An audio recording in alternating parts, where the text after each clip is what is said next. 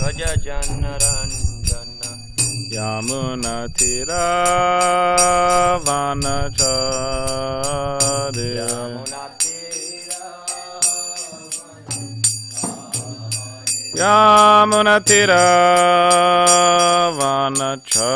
Yamunatiravanacharya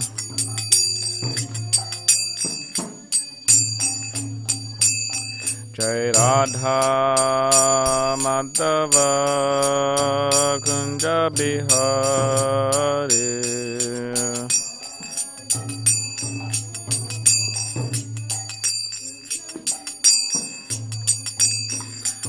Gopi Jana Vallabha Girivardhari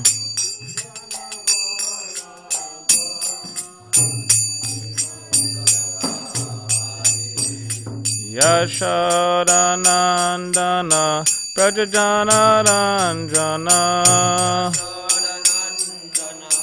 Rajajanaranjana Yashodanandana Prajajanaranjana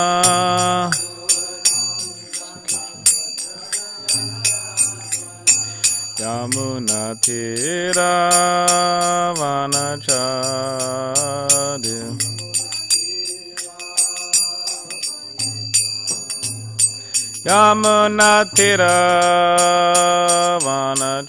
Yamunatiravanacharya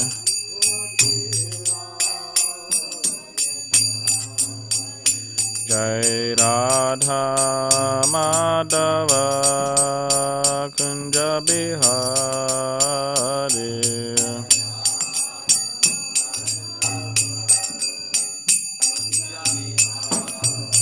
Jaya Radha Madhava Kunja Bihari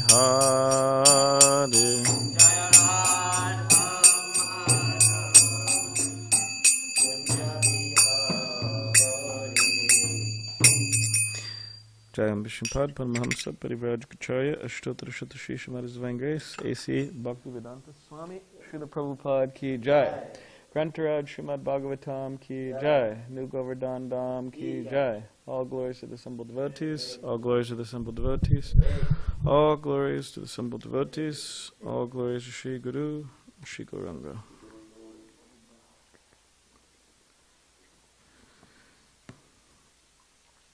Om Namo Bhagavate Vasudevaya.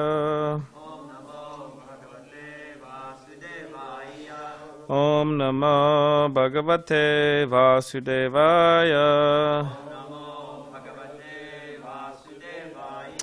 Om Namo Bhagavate Vasudevaya.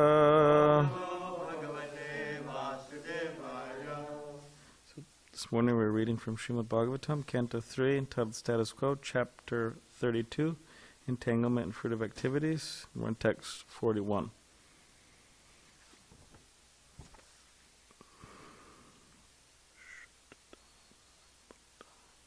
Shaddanaya Bhaktaya Nityanusuyave Bhuteshu Kritamatraya Shushushabhirataya Cha. Yes.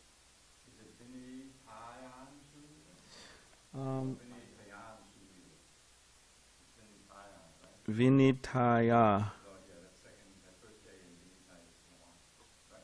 Yeah. Okay. Shaddanaya Bhaktaya Vinitaya Nusuyave Bhuteshu Kritamatraya Shushushabhirataya Cha. Shaddanaya Bhaktaya Vinitaya Nusuyave Bhuteshu Kritamatraya Shushushabhirataya Cha.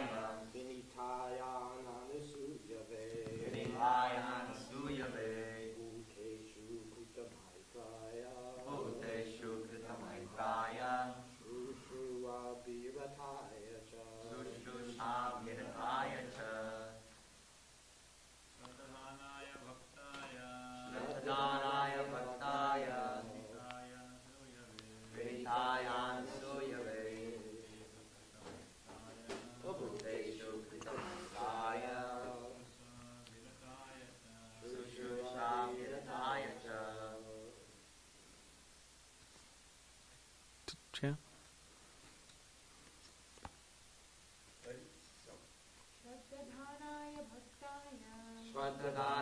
Bhaktaya Vinitaya Nushuyave Bhuteshu Kritam Maitraya Shushrushabhirataya Cha.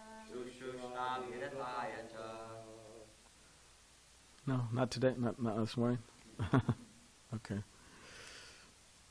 What happened? You're just not in the mood to chant? Okay, anyways. All right, so word by word translation. Shuddhanaya, faithful. Bhaktaya, to the devotee. Vinitaya, respectful. Anasuyave, non-envious. I think that's Bhajanarayan Swami's daughter's name, right? Anasuya? Yeah. Bhuteshu, to all living entities. Krita matraya, friendly. Shushusha, faithful service. Abhirataya, eager to render. Cha, and translation. Instruction. Instruction should be given to the faithful devotee who is respectful to the spiritual master, non-envious, friendly to all kinds of living entities, and eager to render service with faith and sincerity. So I'll just read the next two verses and purports. Bahirjata varagaya shanta chittaya diyatam nirmatsaraya sucheye yasyaham prayasam priyaha. Translation.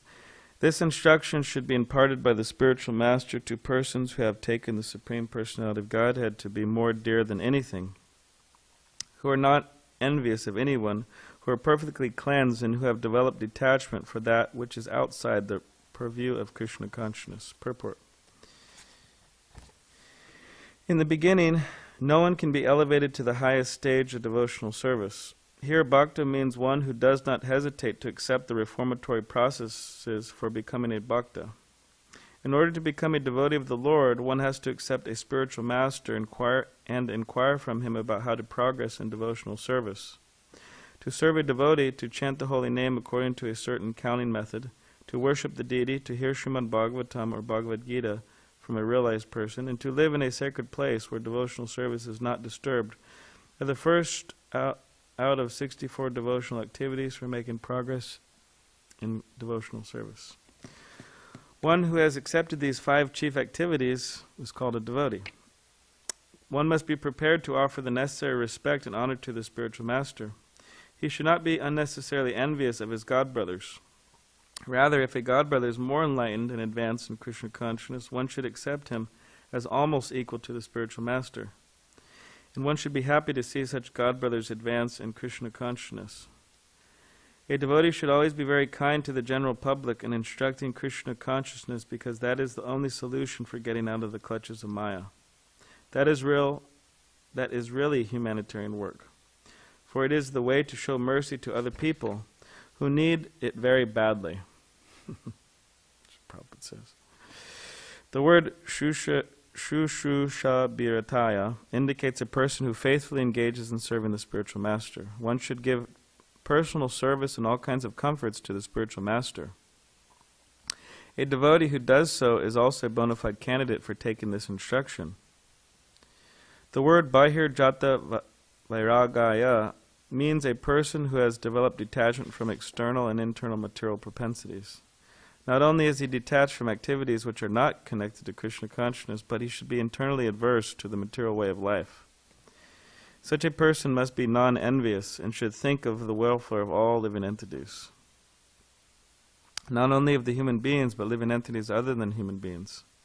The word shuchaye means one who is cleans both externally and internally. To become actually cleansed externally and internally, one should chant the holy name of the Lord, Hare Krishna, or Vishnu, constantly. The word diyatam means that knowledge of Krishna consciousness should be offered by the spiritual master. The spiritual master must not accept a disciple who is not qualified. He should not be professional and should not accept disciples for monetary gains. The bona fide spiritual master must see the bona fide qualities of a person whom he is going to initiate. An unworthy person should not be initiated. The spiritual master should train his disciple in such a way so that in the future only the Supreme Personality of Godhead will be the dearmost goal of his life. In these two verses, the qualities of a devotee are fully explained. One who has actually developed all the qualities listed in these verses is already elevated to the post of a devotee. If one has not developed all these qualities, he still has to fulfill these conditions in order to become a perfect devotee.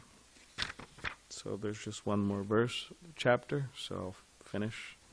And then tomorrow will be chapter 33 for the writer, Jamal. And Bajranayan Swami, who's speaking tomorrow. Ya idam shinuyad amba shadaya purusha sakrit ya vabidate machita sahiti paravim chame. Anyone who once meditates upon me with faith and affection, who hears and chants about me, surely goes back home, back to Godhead. Thus end the Bhaktivedanta purports of the 3rd canto, 32nd chapter of the Srimad Bhagavatam, entitled Entanglement and Fruit of Activities. Om Meganativedandasya Kananjana Shalakaya Chakshulanmalitamena Tasmai Shri Gurave Namaha Mukam Karitavachalam Pangam Langayate Gidanya Kripatamaham Vande Shri Gurundinitaranam Vancha Kaptribhishcha Kripasannibevacha Patitanam Pavanebhyo Vaishnavebhyo Namo Namaha Shri Krishna Chaitanya Prabhu Nityananda Shri Advaita Gadadhar Shivasadi Gaura Bhaktivinoda Hare Krishna Krishna Krishna Hare Hare Hare Rama Rama Rama Hare Hare.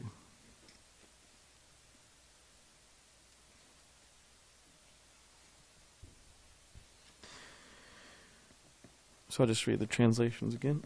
Instruction should be given to the faithful devotee who is respectful to the spiritual master, non-envious, friendly to all kinds of living entities, and eager to render service with faith and sincerity.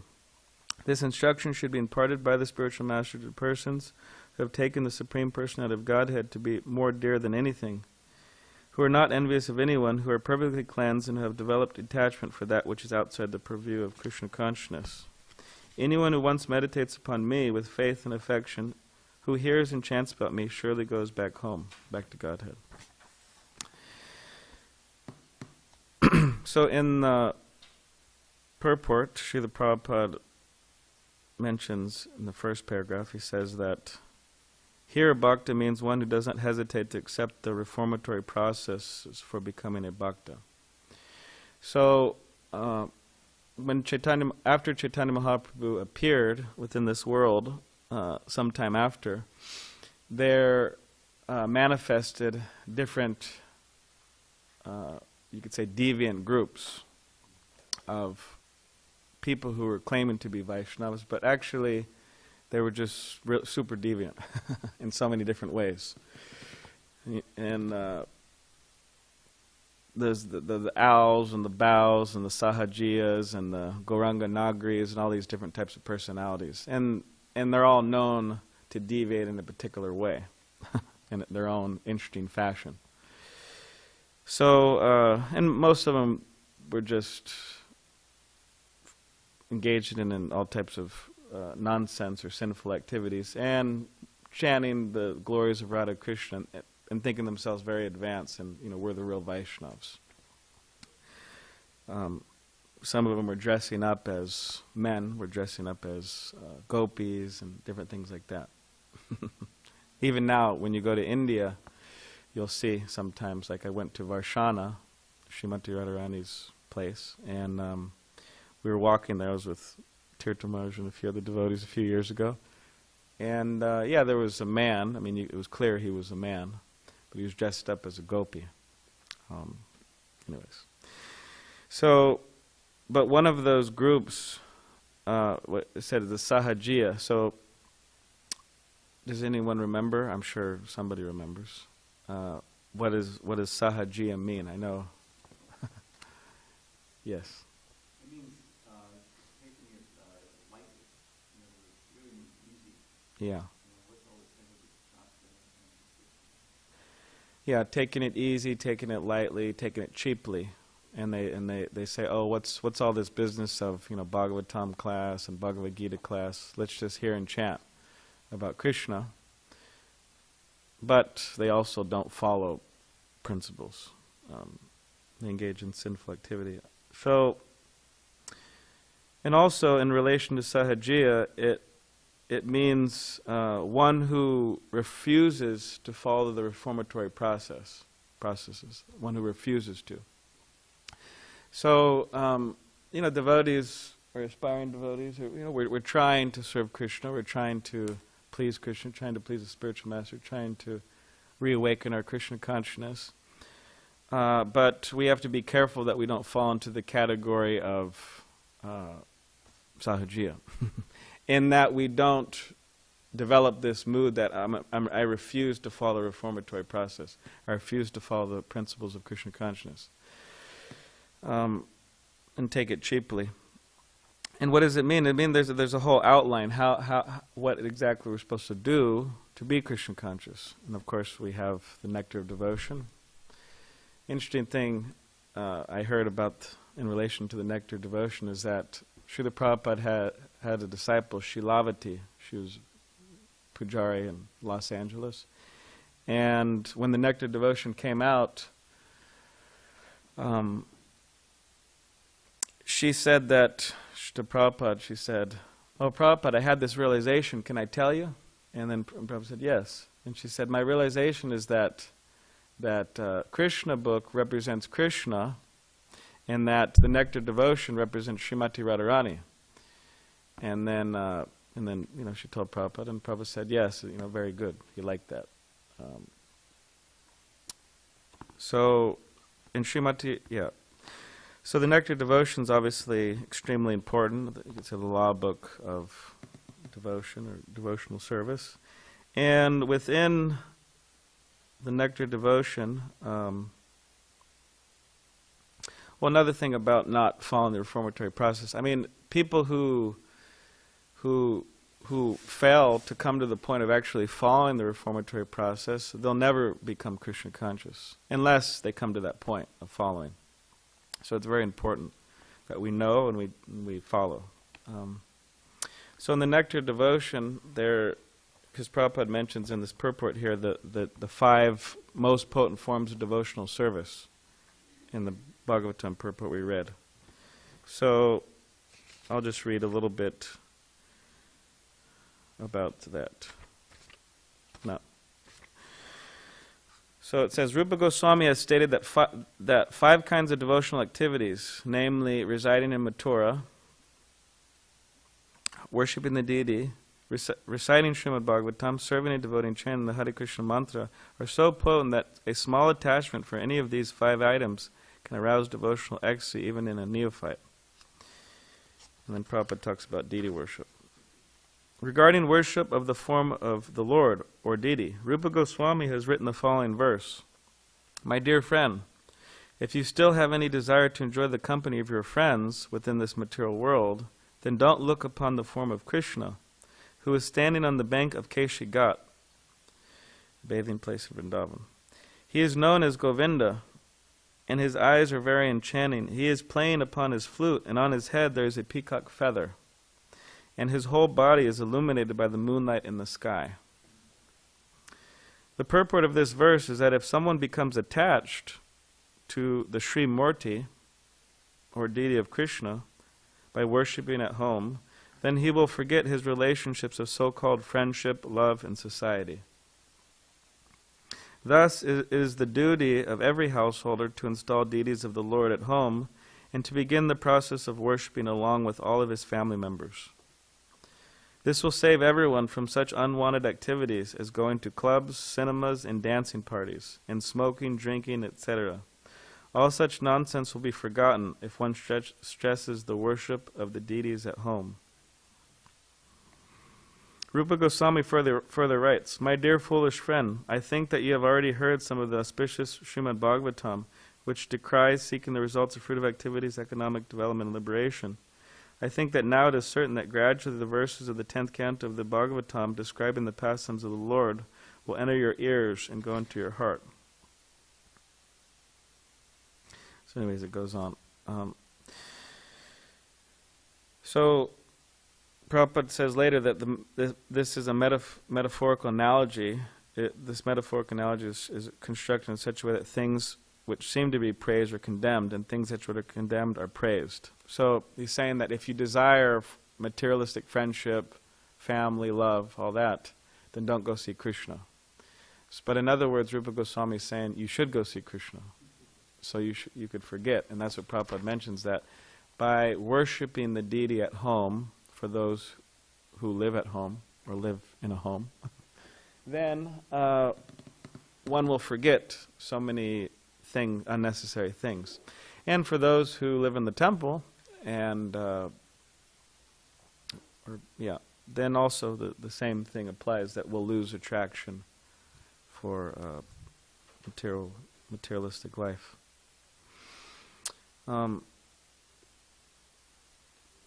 So also Prabhupada starts talking about the guru, right? It's a famous or a very much loved topic, the guru. Everybody loves talking about the guru, right? They should love it. So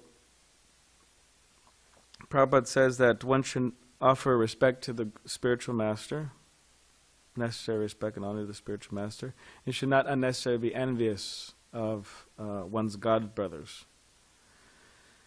And if the god brother is more enlightened in advance in Krishna consciousness, one should accept him as almost equal to the spiritual master, and one should be happy to see such god brothers advance in Krishna consciousness. So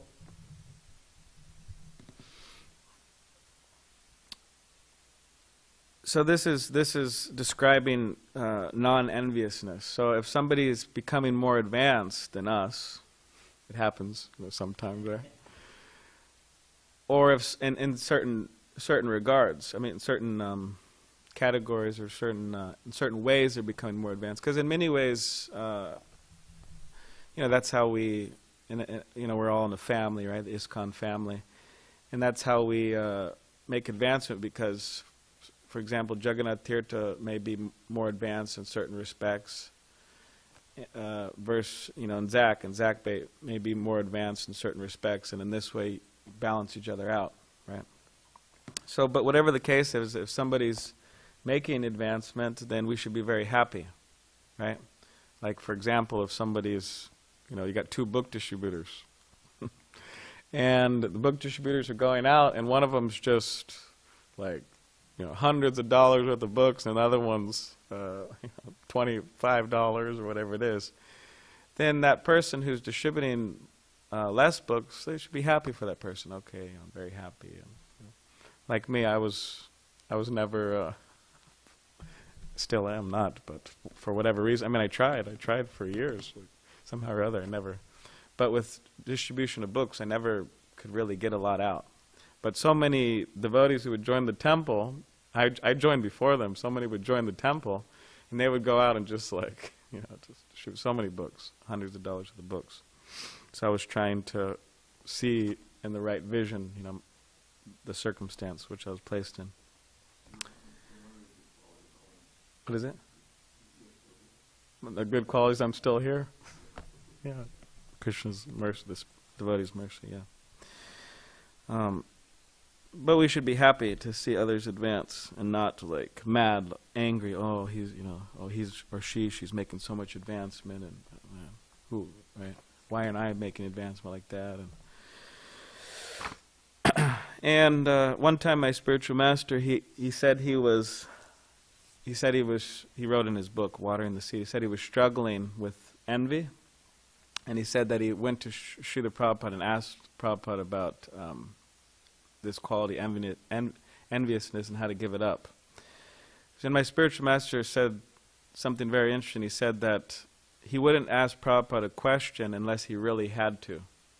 So he would ask other devotees, he would pray, he would chant, so many different things, and he would read books, and still if he couldn't get the answer, then he would ask Prabhupada. So he said he went to ask Prabhupada the question about being envious, and then, so he asked the question, and then Srila Prabhupada said, in this particular case, he said, enviousness means you don't like. you don't like the person. So he said that this propensity should be engaged in relation to, Prabhupada said, the demons or the asuras or the materialistic people who are cheating people, for example. And so that same feeling could be directed towards them in such a way as that, you know, you become angry, you don't like them in a sense, and that you want to give the real thing, give Krishna consciousness to people, like that. And my Guru Maharaj, he said that what he learned from that also is that there's really no need to be envious because Krishna is unlimited and Krishna's service is unlimited. So it's not that we have to be envious, oh, he or she has that service and I want that service. Well, there's so much service, so we don't have to be jealous or envious of. Krishna is very loving, so he accepts, you know, all of us.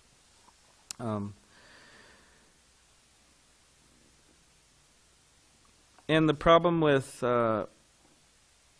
because you know all these different qualities go together, but the problem with being proud is that it really puts a stumbling block in one's capability to learn. Like there's a case of these two young men, and they were working at a factory, and part of the work they were doing is that it required using a machine with a blade. You know, they were cutting things or whatever. And one young man, he was very humble, and he was taking the instruction of the boss. You know, that, okay, so what do? I do this, I do that, and then he was taking the instruction. And the other one thought, hey, you know, I know what I'm doing, and okay, you're the big boss, but yeah, whatever, you know, get lost. You know, I'm a big man or whatever. So then what happened is the one who was engaged in working with the sharp blade, he was safe and everything was okay. And the one who was working on the platform of pride, you could guess what happened. One day, everybody in the workplace, they heard loud, you know, shrills and shouts because his the blade damaged his hand, cut his finger like that. You know. And he could have He could have avoided that. He could have avoided that. So many of, you could say, the pains of life can be avoided if somebody is humble enough to take a little instruction. Because this was just a little instruction. I mean, just listen to the boss about how to use the machine with the sharp blades, right? But also in our spiritual life, right? What does it say? It says that spiritual life, it's like a razor's edge. So that means that it could cut, shave face very nicely, shave head very nicely, but also, it could make a big gash, make a mess. So within our spiritual life, it's even more important to be humble enough to take instruction. Right? They have that saying, right? Live and learn. And the other side is like, or you live and burn, live and learn or live and burn. So, and in relation to this, because we're talking about a spiritual master means we accept the spiritual master as authority, and we accept the spiritual master in such a way as we say, hey, I don't know anything, practically. And I'm taking your guidance. I have full faith in you. And then some people say, oh, well, that sounds quite unintelligent. That sounds quite, blind and, low self-esteem, and you don't know anything, and what's up with you guys, or you girl, whatever, you people. But this is the process. I mean, in the Bhagavad Gita, Krishna and Arjuna were speaking, and then when Arjuna accepted when Arjuna accepted Krishna as a spiritual master, Krishna, what did he do? The first thing he did, he called him a fool, right? Right? What did he say? You remember what he said? you're speaking learned words, but you're mourning for you're mourning for that which is not worthy of grief, right? A learned person doesn't mourn for the living or the dead, right? So in other words, he just chastised. He said, "You're a fool. You don't know what you're talking about." Practically speaking. So, so the problem with that is that, I mean, part of the false ego, part of which from the false ego springs all types of wonderful things, like pride and all those things. It makes us believe that we are not only intelligent, but we are super intelligent. There's a difference, right? You got intelligence, you got these guys or these people, women or whatever, they got IQs, right? Very big IQs. Then you got the persons who have like extraordinary IQs, just like beyond normal. So you could say that they're intelligent and super intelligent. So the false ego very wonderfully makes us believe that we are super intelligent. And from that super intelligence, we have faith, and that produces faith in our own selves, or you could say our own intelligence. And in this way, we don't really we don't really take anybody's instructions too seriously, because we know what we're doing, we know who we are, we know where we're going, and we don't really need anybody. So the great thing about reality is that gradually it breaks that down. It just cuts that down to the largest degree. It cuts that down, and then we could actually take instruction from devotees, from spiritual masters like that. We could take instruction, and that's what Chaitanya Mahaprabhu.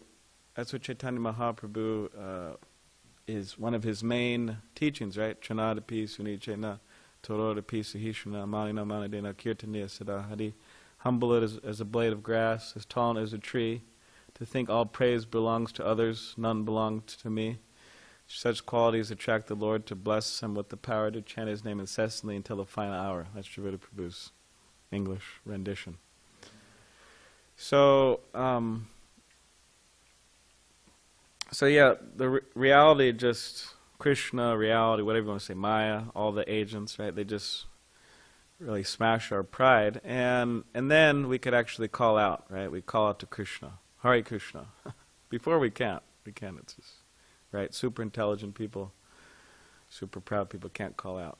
So, and that's what Queen Kunti says, right? In the earlier canto, she says, Janmaswara Shuddhashibir Edamana Madapuman Twamakinchana Gochara. So in essence what she's saying is that people who are too proud, too puffed up with learning, education, beauty, wealth, what else? Good birth. Then they can't call out with great feeling to Krishna. So the faster we could come to the platform of that, platform of humility, or even whatever, some form of humility, even if it's basic, some type of form of humility, then we could call it to Krishna. Then we could make a lot of advancement. And what to speak of taking instructions from devotees and people? I mean, there's so many good instructions out there actually. Wherever we look, practically, if we're open, there's so many good instructions. So many people. I mean, even people who you think wouldn't have good instructions, they do. Wow, this is pretty. Because Krishna could speak through anybody. Like I was walking down the alley. I was walking back to the temple, and the other day. And this guy, he came up to me, and he looked at me a few times, Hispanic guy, and maybe in his 40s or something. And then he came up to me and he said, "Oh, are you a Buddhist?" I said, "A Buddhist monk?" And I said, No, I'm a Krishna monk, Hare Krishna monk." He said, "Okay." And then he kind of looked at me straight in the eyes, and he put out his hand, and he was shaking my hand, and he said, keep up the good work. He said, keep on doing what you're doing. He said, we need more people like you. They can't do it, but they want other people to do it. Yeah, Which is yeah, good sentiment. yeah, exactly. He may have a hard time doing it. That's what Tirthamaj told me one time. We went to speak at a college, and he said everybody they appreciate devotees. They appreciate the presentation, even though a lot of them they won't take to it, but they appreciate it. So that's what he was doing. He was appreciating. He said, keep on going. And then he said, do not regret. Do not regret your decision. He was, shaking my hand the whole time, looking at me. I said, okay, thank you, buddy. And that was in Prabhupada's instruction too. Don't regret. He'd say that. He'd say that in relation to renunciates. He said, don't renunciates, right? Renunciants, yeah. He said, don't regret. But as we know, as time goes on, right? Generally, people they could regret. Devotees, non-devotees, they regret. Oh, I should have done this. I should have done that, or whatever. I shouldn't have been a brahmachari for so long. I lost so many opportunities for material advancement. I met people like that. So you don't regret. So when we are open, we can learn a lot, and really, when it comes down to it, it's after all, right? It is Kali Yuga. It is the age of quarrel, hypocrisy. It is the age for all types of interesting things to happen, right? So we could ask ourselves, okay, it's Kali Yuga. What do we expect, right? A perfect society, a perfect everything. It's very difficult. So we should try to see the good in it, and specifically the devotees, because right they have that saying, moons, right? There's a moon. So the moon, so many spots, but it brings so much illumination to the world. So there's a saying that we shouldn't reject the moon because there's so many spots, but we should accept it due to the illumination, the good, accept the good of it. So devotees are also like that. There may be some spots, right? And generally everybody has those. Generally. But there's a lot of illumination, a lot of goodness, a lot of good instruction, a lot of Krishna consciousness. And of course, Prabhupada's given instructions for the gurus, and he's given instructions for the disciples that the gurus shouldn't accept unqualified disciples. What to speak of accepted disciples for monetary gain? That's criticized left and right, and front and back, and east and west, and all over Prabhupada's books, accepting disciples for monetary gain. Because obviously that's a wrong intention. That okay, I'm going to accept you as a disciple, so I could, get some. But we should accept, so the gurus, whoever, should accept disciples based on their spiritual qualification. They may be rich, fine, that's nothing wrong with, nothing wrong with rich people. We could use some, building of temples, this, that, so many things, but they should be accepted on the basis of their qualification and not otherwise. And the spiritual master should train the disciple so that in the future only the Supreme Personality of Godhead will be the dearmost goal of his life.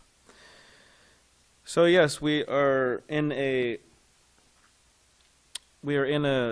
spiritual society, international society for Krishna consciousness, and it's really an educational, you could say, institution where we are meant to learn, Prabhupada's books, srimadbhagavatam, Bhagavad Gita, so many other books, and learn them, imbibe them, and then teach them ourselves. And that's how things continue. And that's very, very important, that we become trained in that way. And in many ways, it's kind of like the military. Prabhupada use that sometimes, military language. So it's really supposed to be a base where people are trained and then they're sent out. So it's not that you join the military and it's just, they just send you there. Okay, hey, go to war, right? Immediately we'll send you. But there's a whole training process.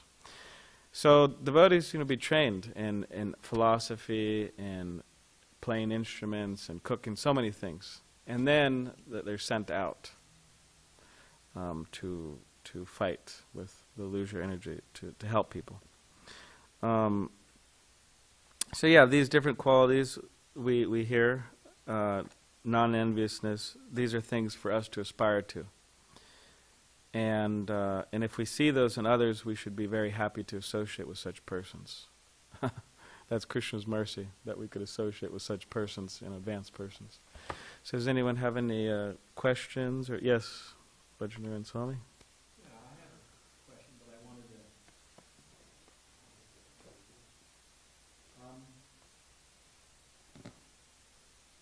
you were saying how, Kali Yuga, Satya Yuga, there's that interview with, it was the Beach Boys or something, whatever, something, and they were asking, Prabhu was explaining, and then Prabhu said about Kali Yuga, how 5,000 years up from the appearance of Chaitanya Mahaprabhu, and then a 5,000-year plateau.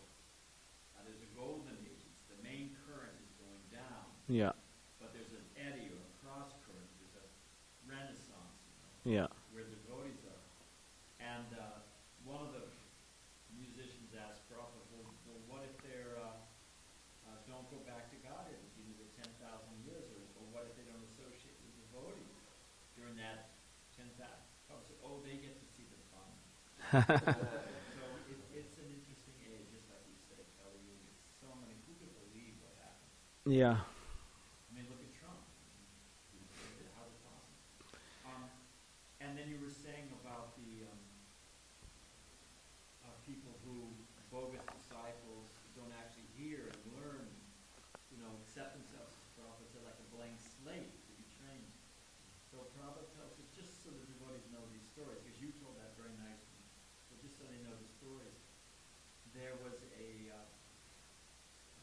man who was very envious, and he became an apprentice to a veterinarian. And one day, the master veterinarian took an apprentice, and there was a horse who appeared to be a very swollen neck. So the master veterinarian reached into his bag, pulled out a wooden hammer, bang, bang, bang, bang, bang, bang. And the lump went down, and took his fees, the horse was fine. So the envious guy said, why don't you go around this guy and take chump change? I'll advertise myself as master veterinarian. I know enough now. And off he went. And after some time, reports came back to the master veterinarian that your student is causing havoc. They said, why? Well, he just takes out a hammer, bangs on every horse. So, it's causing a lot of problems. So, feeling an obligation, the master veterinarian chased down the envious former disciple and said, what are you doing? He said, well, I'm just doing what you did. He said, no, that horse had swallowed a watermelon. So I was breaking the shell of the watermelon so the horse could swallow. It's not that every horse you bang on. So we have to hear and learn and accept ourselves as a blank slate. Yeah.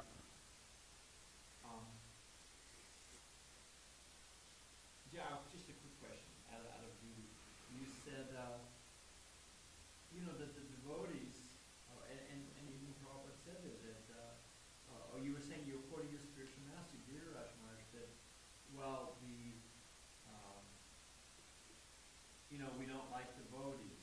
We become envious of devotees. He's successful, I'm not successful. How do I deal with that? And Prabhupada said you should turn that towards the materialists. That we can be, don't like them or be.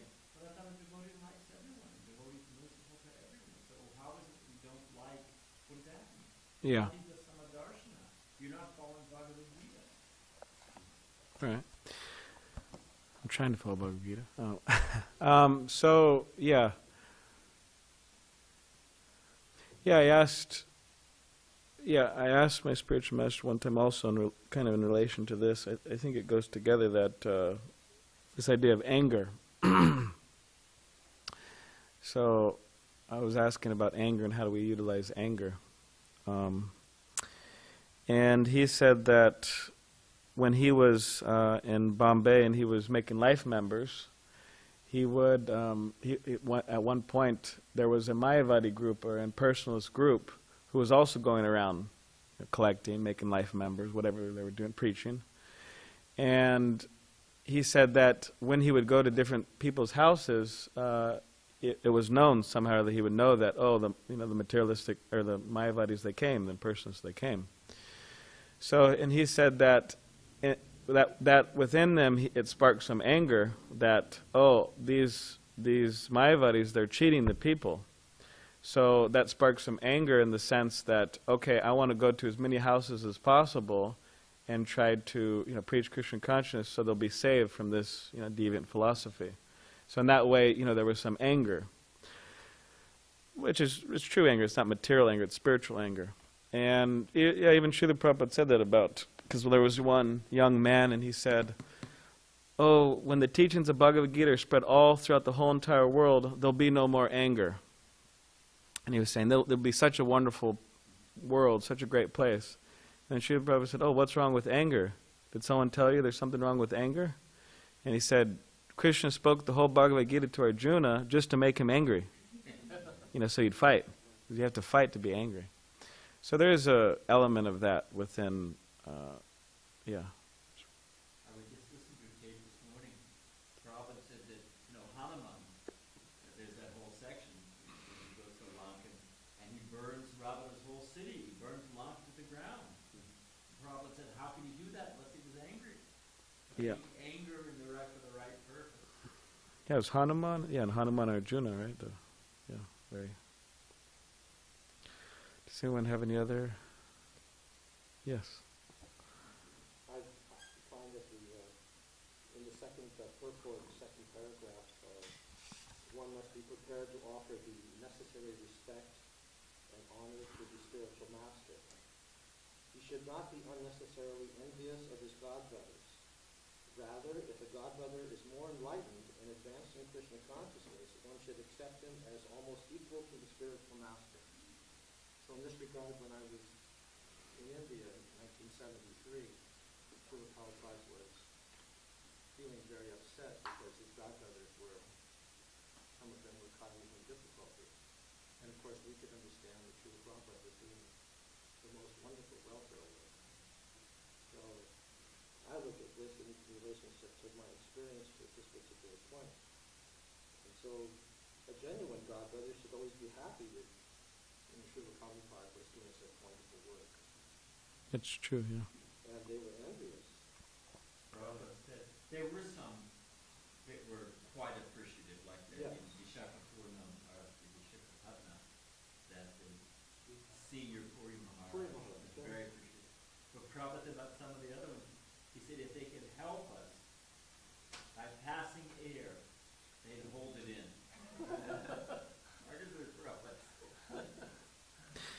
Yeah, in Chaitanya Charitamrita, there's many purports. Prabhupada mentions different things in relation to this. Yeah, what's really, and finally, one should accept him as almost equal to the spiritual master.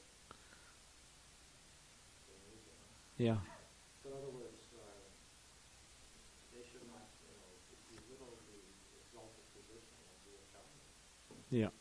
So they couldn't do that. They couldn't do that. Some of them did. Yeah.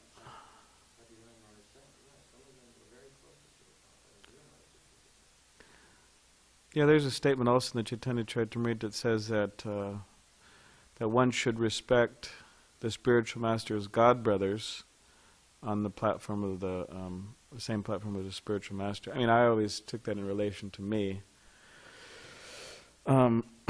respecting the godbrothers of my spiritual master. I try to, give proper respect. Abhinanda Prabhu. Okay, last Ryan, and then we'll end. It might have been. I'm not. He was ordered by Madhavendra Puri to Ishwar Puri. He was ordered by Ishwar Puri to serve Chaitanya Mahaprabhu. Yeah, so that's an example. Of course, Chaitanya Mahaprabhu is God, but that's an example of a godbrother Serving. With the respect of the spiritual master to his godbrother. Yeah, it's true. All right, Grantaraj Srimad Bhagavatam ki jai, Srila Prabhupada ki jai.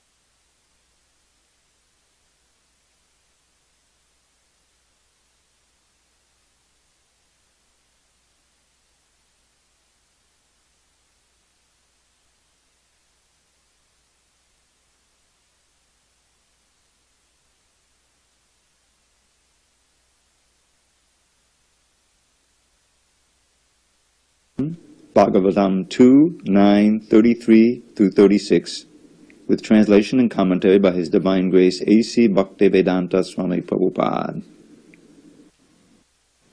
Srimadbhagavatam 2, 9, 33. Ahamevassamevagre nanyadyat sadasatparam pascharaham miretacha yo vishishcheta sosmyaham. Brahma, it is I, the personality of Godhead, who was existing before the creation, when there was nothing but myself, nor was there the material nature, the cause of this creation. That which you see now is also I, the personality of Godhead, and after annihilation, what remains will also be I, the personality of Godhead. Purport. We should note very carefully that the personality of Godhead is addressing Lord Brahma and specifying with great emphasis himself, pointing out that it is he, the personality of Godhead, who existed before the creation, it is he only who maintains the creation, and that it is he only who remains after the annihilation of the creation. Brahma is also a creation of the Supreme Lord. The impersonalist puts forth the theory of oneness in the sense that Brahma, also being the same principle of I because he is an emanation from the I, the absolute truth, is identical with the Lord, the principle of I, and that there is thus nothing more than the principle of I, as explained in this verse. Accepting the argument of the impersonalist, it is to be admitted that the Lord is the creator I, and that the Brahma is the created I. Therefore, there is a difference between the two I's, namely the predominator I and the predominated I. Therefore, there are still two I's, even accepting the argument of the impersonalist. But we must note carefully that these two I's are accepted in the Vedic literature, Kathopanishad, in the sense of quality. The Kathopanishad says, Nityo nityanam chetanas chetananam eko bahunam yo vedadhati kaman. The creator I and the created I are both accepted in the Vedas as qualitatively one, because both of them are nityas and chetanas. But the singular I is the creator I, and the created I's are of plural number, because there are many I's like Brahma and those generated by Brahma. It is the simple truth. The Father creates or begets a son, and the Son also creates many other sons, and all of them may be one as human beings, but at the same time, from the Father, the Son, and the grandsons are all different. The Son cannot take the place of the Father, nor can the grandsons. Simultaneously, the Father, the Son, and the grandson are one and different also. As human beings, they are one, but as relativities, they are different. Therefore, the relativities of the Creator and the created, or the predominator and the predominated, have been differentiated in the Vedas by saying that the predominator I is the feeder of the predominated I's, and thus there is a vast difference between the two principles of I. In another feature of this verse, no one can deny the personalities of both the Lord and Brahma. Therefore, in the ultimate issue, both the predominator and predominated are persons. This conclusion refutes the conclusion of the impersonalist that in the ultimate issue, everything is impersonal. This impersonal feature stressed by the less intelligent impersonalist school is refuted by pointing out that the predominator I is the absolute truth, and that he is a person. The predominated I, Brahma, is also a person, but he is not the absolute. For realization of oneself in spiritual psychology, it may be convenient to assume oneself to be the same principle as the absolute truth, but there is always the difference of the predominated and the predominator, as clearly pointed out here in this verse, which is grossly misused by the impersonalists. Brahma is factually seeing face to face his predominator Lord, who exists in his transcendental eternal form, even after the annihilation of the material creation. The form of the Lord, as seen by Brahma, existed before the creation of Brahma, and the material manifestation with all the ingredients and agents of material creation are also energetic expansions of the Lord. And after the exhibition of the Lord's energy comes to a close, what remains is the same personality of Godhead. Therefore, the form of the Lord exists in all circumstances of creation, maintenance, and annihilation. The Vedic hymns confirm this fact in the statement Vasudevo Vahidam Agra Asin Na Brahma Na Cha Shankara Eko Narayana Asin Na Brahma Neshana, etc. Before the creation there was none except Vasudeva. There was neither Brahma nor Shankara. Only Narayan was there and no one else, neither Brahma nor Ishana. Shripad Shankaracharya also confirms in his comments on the Bhagavad Gita that Narayan, or the personality of Godhead, is transcendental to all creation, but that the whole creation is the product of avyakta. Therefore, the difference between the created and the creator is always there, although both the creator and created are of the same quality. The other feature of the statement is that the supreme truth is Bhagavan, or the personality of Godhead. The personality of Godhead and his kingdom have already been explained. The kingdom of Godhead is not void as conceived by the impersonalists. The Vaikuntha planets are full of transcendental variegatedness, including the four-handed residents of those planets, with great opulence of wealth and prosperity. And there are even airplanes and other amenities required for high-grade personalities. Therefore, the personality of Godhead exists before the creation, and he exists with all transcendental variegatedness in the Vaikuntha lokas. The Vaikuntha lokas, also accepted in the Bhagavad Gita as being of the Sanatan nature, are not annihilated even after the annihilation of the manifested cosmos.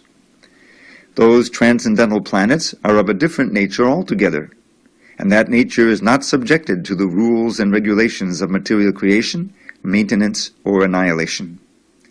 The existence of the personality of Godhead implies the existence of the Vaikuntha lokas, as the existence of a king implies the existence of a kingdom.